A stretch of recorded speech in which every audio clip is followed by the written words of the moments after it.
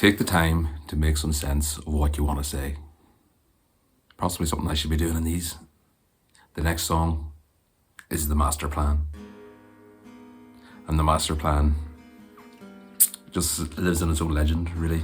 It's a song I had heard of for years before I'd heard it. I didn't really get CD singles back then, so it was just whatever I had on albums. As you can see, I had the cassette tape of What's the Story, so Masterplan wasn't on it, which a lot of people think was a really missed opportunity to really seal off that album as arguably the greatest of all time. Possibly, but Noel has said in the 25th anniversary celebration of the album that they did just feel that they needed a B-side, so he went into a room for while the rest of them were getting drinks and wrote the Masterplan. Yeah, it must be nice to be able to just go into the recording studio in the corner and then just write one of the greatest masterpieces of, you know, pop music of the decade, if not longer. It starts off on the recording, and I actually forgot about this until I just listened to it back there. There's a wee countdown, or Noel gets annoyed that there's not a little countdown. He's like, "Where's counting? Where is it?" He was really annoyed at whoever's supposed to be doing the countdown. Noel was annoyed that it wasn't there, and you can hear somebody actually doing a little count. But then when it does, then there it is, 2, 3, 4. Like, it's been a real fucking dick, to be honest, in their studio.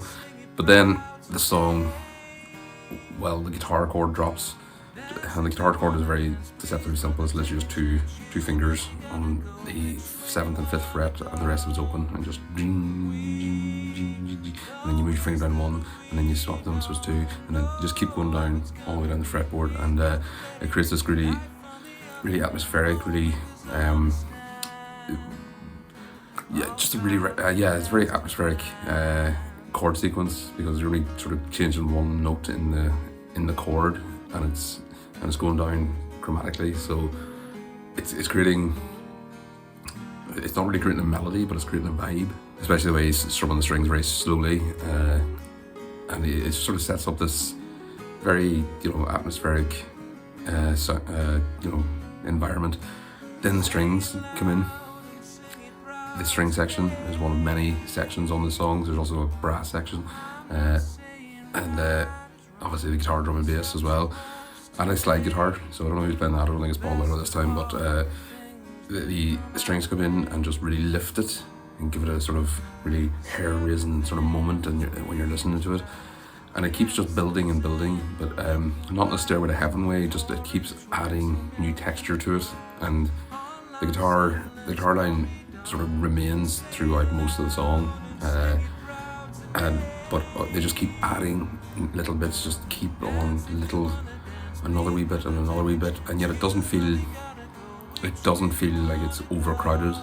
In fact, it feels like a sort of semi-opera almost, because there's so many different movements to it. Like, you know, you start off, you have the verse and the chorus, obviously, which on their own are, you know, very anthemic and very, you know, the top line melody that Noel's singing really does crescendo really well. And then also beneath that, even just right down to simple Gwigsy's very simple bass line, but it's just sort of in the mix very nicely. It helps build the overall whole of the song. Again, nothing seems out of place. It just meanders all over the place. Like, you could talk about the outro, but then you would say which outro, because there seems to be about 5 of them. There's that big string section where, you know, big stabbing strings, and then they sort of go to the side where there's a bit more of a guitar solo, and that sort of goes to the side where it's, you know, there's just all those sounds that sort of creep their way out into the fade out. You know, even the choruses aren't all you know, uniform. So he adds different ways of saying the word Masterplan, and, you know, melodies again all over the place.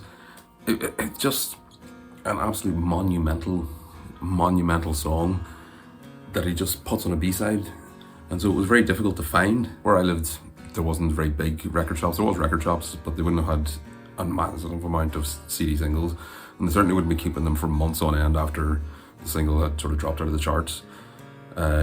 People kept talking, and I kept hearing about the song Masterplan, And until finally the post Be Here Now era, when they actually released the Masterplan as a standalone compilation, by a mile the best Oasis compilation, by the way.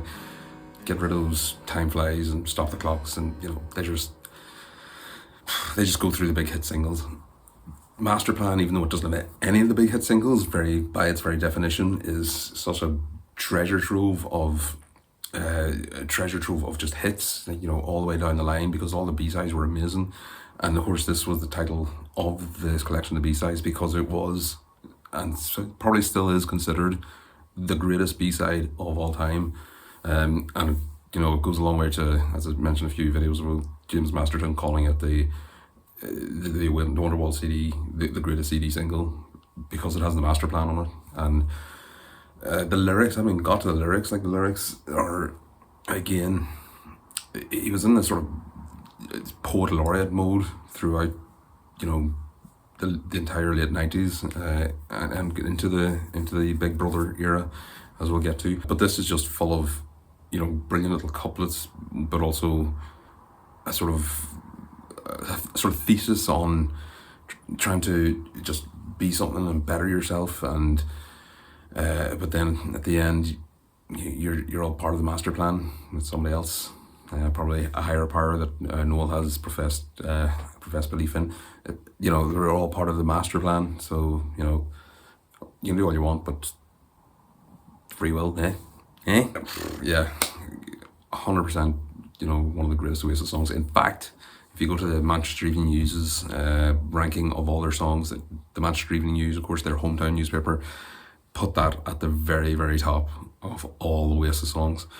For this to be, what other bands would sort of, oh, here's the dud from the recording session, we'll stick it on the B-side of the big hit just to fill that out a second, just make people think they've got a good deal for their £2 or £3 or whatever it was they were playing. They really took the notion of the single and went with it, and because it was the charts were about CDs, about record sales, not like in the United States where it's record sales and airplay.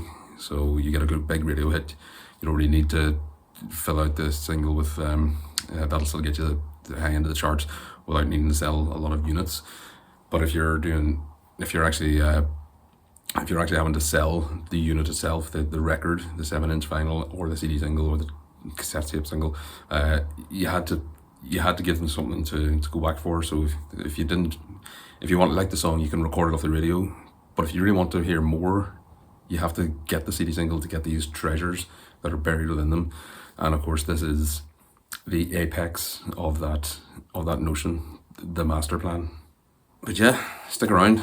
Number 31 is coming up next.